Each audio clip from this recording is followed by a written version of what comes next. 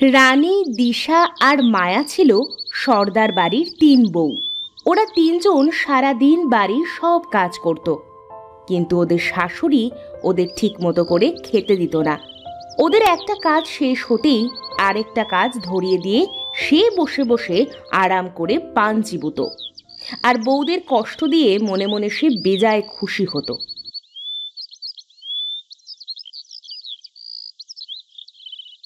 মেজো, এই মেজো, কত বেলা হয়ে গেল, ওঠ ঘুম থেকে। আমাদের শাশুড়ি মাকে তো জানিস, সারা দিন কাজের পর আধ পেটা খেতে দেয়, কাজ না করলে তো তাও পাবো না। চল ওঠ। আমার শরীরটা আজ একদম ভালো নেই বুবু, আমি মাথা তুলে বসবার মতো শক্তি পাচ্ছি না, গা জ্বরে পুড়ে যাচ্ছে। তুই হেসেলে চল, দেখি ঘরোয়া টোটকা দিয়ে তোর জ্বর সারাতে পারি কিনা। চোখ মুখগুলো জবা ফুলের মতো লাল হয়ে গেছে, চল আয়।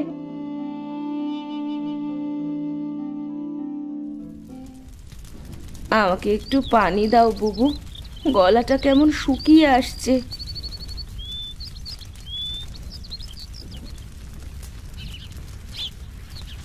আমি ঘরে সব কাজ করে দিয়েছি, এখন চলো তোমাদের রান্নার কাজে সাহায্য করি। তুই একা এত কষ্ট করতে কেন গেলি?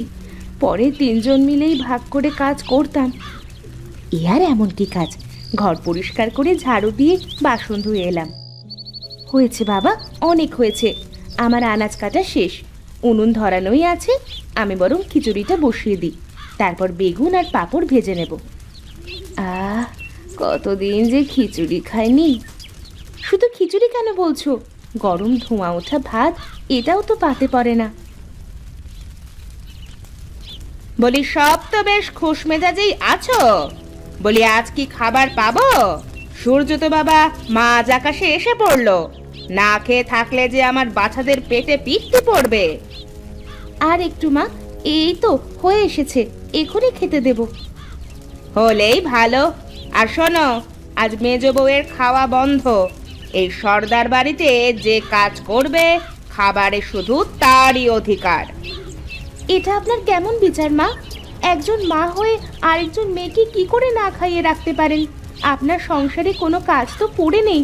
তাছাড়া মেজবাবু তো আর ইচ্ছে করে অসুস্থ হয়ে পড়েনি মা। তোমারও দেখি বড্ড কথা বেড়েছে। বড় বউ, আজ এই দুটোরই খাওয়া বন্ধ। আমার খাবার আমার ঘরে দিয়ে আসবে। শাশুড়ি গটগট করে হেঁটে চলে গেল। দিশার চোখ থেকে তখন টপ টপ করে পানি পড়ছিল। জ্বরের জন্য কাল রাত থেকে কিচ্ছুটি খাইনি, আজও খাবার জুটবে না। এভাবে আর কতদিন? বাবা যে কেন আমাকে এই ঘরে বিয়ে দিয়েছিল জানো বুবু? আমরা খুব গরিব, তবে দুবেলা পেট পুড়ে দুটো ভাত খেতে পেতাম। কাঁদিস না মেজো, আমরা গরিব ঘরের মেয়েরা হলাম বড় লোকের বাড়ির কাজের লোকের চেয়েও নিচু দরের লোক। কাজ করতে পারলে দুটো জুটবে, নয়তো না খেয়েই থাকতে হবে। কেঁদো না মেজো বাবু, আমরা দুজন তো খাবার পাবো, ওটাই না হয় তিনজনে ভাগ করে খাবো। কি মন্ডা মিঠাই আর দেবে? দেবে রাতের বাসি পান্তা ভাতে একটু নুন আর পোড়া লঙ্কা।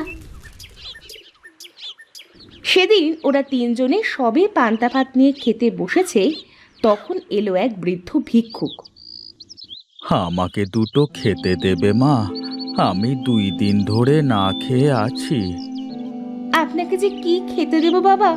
আছে সামান্য দুটো বাসি পান্তা, যদি চান তবে তাই দিতে পারি। দাও মা, তবে তাই দাও। পেট ভরা নিয়ে কথা, খিদে পেলে এত বাছবিচার করতে নেই। যার সামান্য খাবার জোটে না, তার কাছে বাসি পান্তাও অমৃত সমান। রানী তার ভাগের খাবারটা বৃদ্ধকে খেতে দেয়। বৃদ্ধ চোখের পলকে সবটুকু পান্তা খেয়ে নেয়। আপনার খাওয়া হয়ে গেছে, এবার আপনি দ্রুত চলে যান, মা দেখলে আর রক্ষা নেই। তোমার মনটা বড্ড সরল, তোমার অনেক ভালো হবে, তুমি সুখী হও। কিন্তু বৃদ্ধকে খাবার দেওয়া দেখে নিল রানীর শাশুড়ি। সে বেজায় রেগে গেল। বলি, ও অভাগীর বেটি, তোমার এত সাহস! আমার অনুমতি না নিয়ে তুমি বৃদ্ধকে খেতে দাও? আমার বাড়িতে কি কাঙালি ভোজের আসর বসেছে? হ্যাঁ, আমার ছেলেরা কত কষ্ট করে দূর দেশে গেছে, আর তুমি আমাদের সংসারকে রসাতলে নিয়ে যাচ্ছ। 2 দিন তুমি কোনো খাবার পাবে না। মা, আমাদের তো খেতে দেন আধপেটা, তাও বাসি পান্তা। বুবু যদি তার খাবারটা কাউকে খেতে দেয় তবে অসুবিধাটা কোথায় মা? তোমার ভারী নোলা ছোট বউ, মুখে বড্ড কথাও ফুটেছে যে। কই, তোমার বাবাকে খবর পাঠাচ্ছি, তোমাকে আমি আর এ বাড়িতে রাখবো না। তবু ভালো, অবশেষে নরক থেকে মুক্তি তো পাবো। কি, আমার বাড়িটা তোমার নরক মনে হয়? জানো জানো আমার শাশুড়ি আমাকে কত যাতনা দিয়েছে। দিনে মাত্র 1 বেলা খেতে দিত, তবুও তার মুখের ওপর 2টো কথা বলতে পারতাম না। আর তোমাদের এত ভালো রেখেছি, তবুও আমাকে অসম্মান করো। তোমার আর এ বাড়িতে ঠাঁই হবে না। আমরা কেউ আর এ বাড়িতে থাকবো না মা, বনে জঙ্গলে ঘুরে বেড়াবো, তবু আপনার কারাগারে আর নয়। কোন চুলে যাবে শুনি? সেই তো ঘুরে এখানেই আসতে হবে।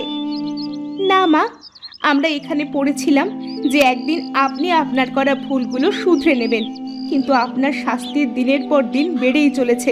এত অত্যাচার আমরা আর মেনে নেব না। কপালে যা আছে তাই হবে।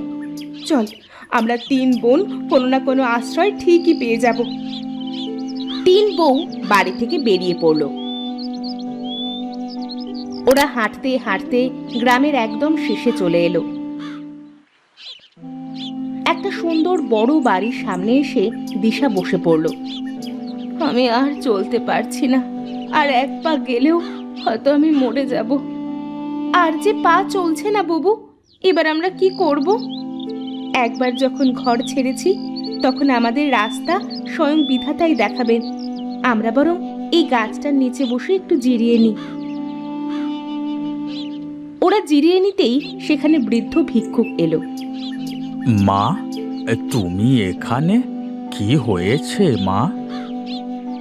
আমার সব হারিয়ে গেছে বাবা। তোমাকে সামান্য একটু পান্তা খাইয়ে আমার ঘর সংসার সব কিছু চলে গেছে। তুমি তো বলেছিলে আমার ভালো হবে, কি কেমন ভালো হলো বাবা? আমার জন্যই যখন অনিষ্ট হয়েছে, তখন আমি তা শুধরে নেব। ওটা আমার বাড়ি, তোমরা আমার বাড়িতে থাকতে পারো। এত বড় বাড়ি তোমার? আমার 3 কুলে কেউ নেই। আমার একটা সরাইখানা আছে। বয়সের ভারে আমি চলতে পারি না, সরাইখানাও বন্ধ, তাই আমাকে চেয়ে খেতে হয়। আমরা আশ্রয় নেব বাবা, সাথে তোমার সরাইখানাও আমরাই চালাবো। তোমাকে আর কষ্ট করতে হবে না। 3 বউ মন দিয়ে সরাইখানা আবারও পুনরায় চালু করলো। অনেক লোক সেখানে খেতে আসতো। বৃদ্ধ 3 বউয়ের কাজে খুব খুশি হলো। এমনই একদিন 3 বউয়ের স্বামী গ্রামে ফিরল। কতদিন পর গ্রামে ফিরছি, মা আমাদের 3 ভাইকে দেখলে ভীষণ খুশি হবে। ঠিক বলেছ ভাইয়া, কিন্তু বড্ড খিদে পেয়েছে। কতটা পথ এলাম, তারপর এত ভারী ঝোলা। আর সওদা করতে যাব না, যা অর্থ আছে এগুলো দিয়ে আমরা গ্রামেই কিছু একটা শুরু করব। আরে ওই তো একটা সরাইখানা, চলো আমরা আগে 2টো খেয়ে নিই, তারপর বাড়িতে গিয়ে সব ভাববো।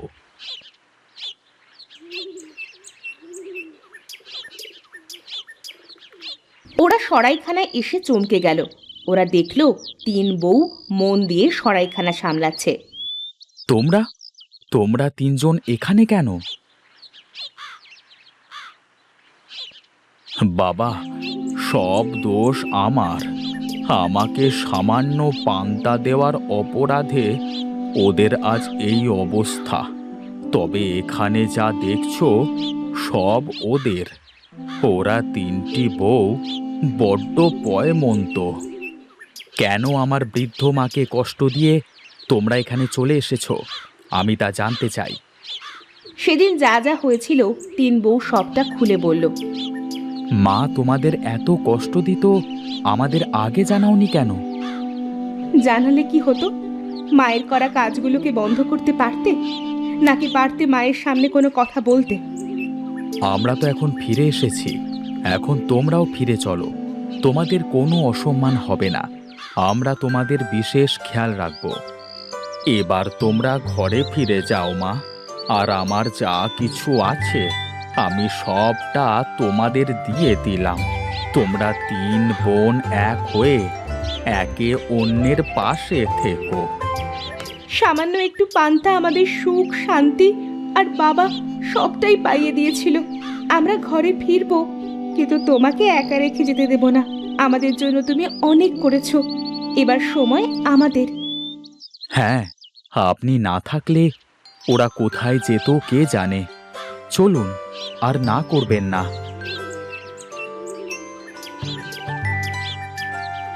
তারপর ওরা ওদের আগের বাড়িতে ফিরে এলো। ওদিকে ওদের দেখে ওদের শাশুড়িও খুব খুশি হলো। তোমরা এসেছো, আমাকে তোমরা ক্ষমা করো। আমি তোমাদের সাথে অন্যায় করেছি। আজ থেকে এটা তোমাদের ঘর।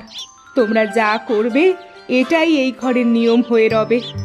আর কখনো এ বাড়ি ছেড়ে যেও না। যাব না মা, কোথাও যাব না। সব ভালো যার শেষ ভালো। যাও বড় ভাবি, আজ জমিয়ে পান্তা আর মাছ ভাজার ব্যবস্থা করো। পান্তার জন্য এত কিছু, আজ সকলে জমিয়ে পান্তা আর মাছ খাবো। এখনই ব্যবস্থা করছি। মেজো, ছোট, চল চল, হেসেলে চল।